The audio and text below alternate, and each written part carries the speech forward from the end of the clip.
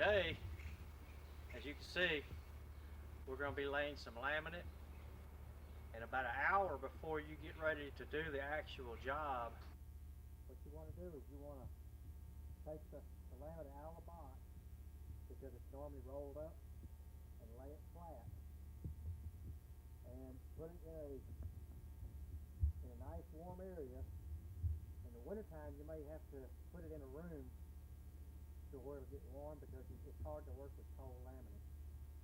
But in the summertime you can lay it outside. Put it under some trees.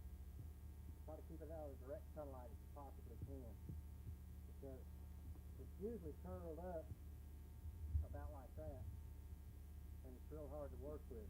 So the more the sun is on it, the easier it is it's going to be to work with. You can usually get this stuff in 12 foot.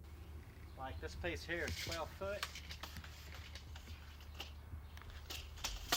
And with inside, what we're going to be working with is just a little over 11 feet.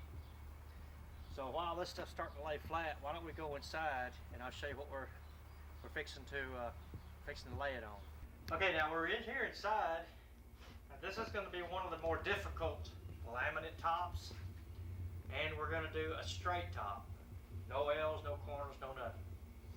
So what we're going to do, we're going to show you how to lay this corner, make your miter cuts. Then we're going to go around this way, around to the other side.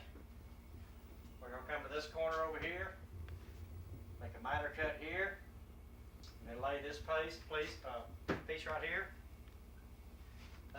First we'll have to move the refrigerator, but we'll get to that in a minute. The first thing you need to do is get your top ready. Now, building a top is a different tape. All we're doing today is we're talking about how to lay the laminate on the top that we already have. All the holes that need to be cut are ready to go. All we need is our first measurement. So what you want to do, if you'll pan over here, Stephen, we want to go from this corner here all the way to this other corner.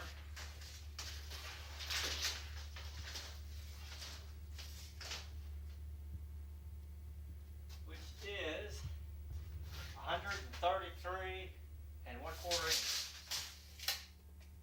This needs to be a pretty accurate measurement, because this is going to determine how your other pieces are going to fit to come out.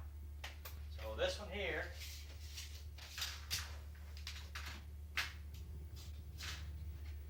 the exact is 48.5, but you want to allow a couple of inches, so in case you need to trim it or whatever, you've got plenty to work with.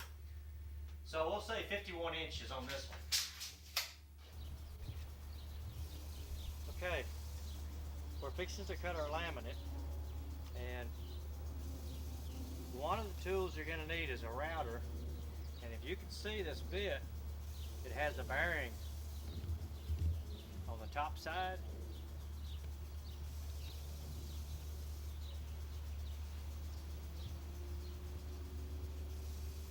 Got this bearing on the top side of the bit.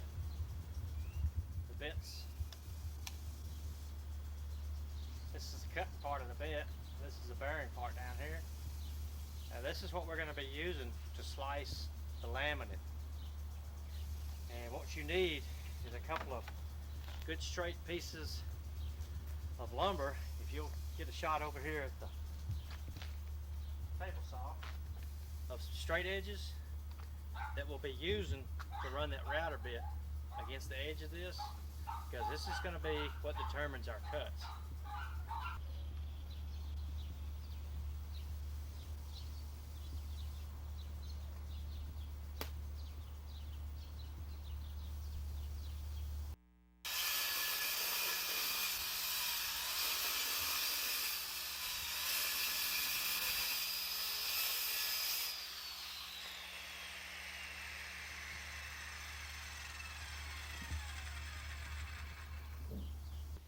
Now you have to remember which side is the straight cut, what they call the factory cut, and the backyard cut.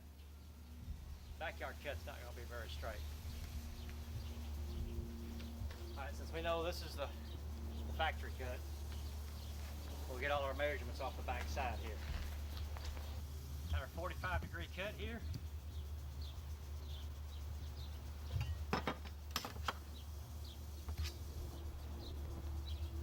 Get your speed square. It's about the most accurate thing that you need. Right here. Lay it on the back side. Put the edge of this on somewhere close to the back edge of your laminate. See over here, Steven? You see that pretty good? Yeah. Okay, right here, just anywhere, oh, half an inch to an inch over from this edge would be fine. That there, the back side.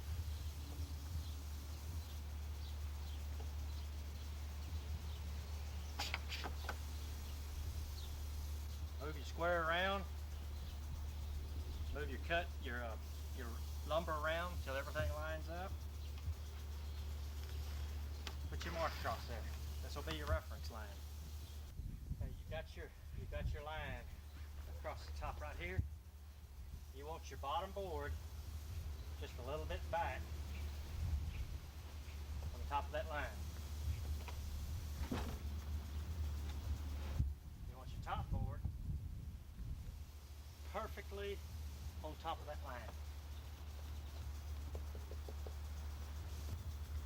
We're clamping top board against the bottom board, and we have sandwiched our laminate between it, so that when we get ready to run our router through here, this laminate don't try to ease out on us, so that we got a nice straight line.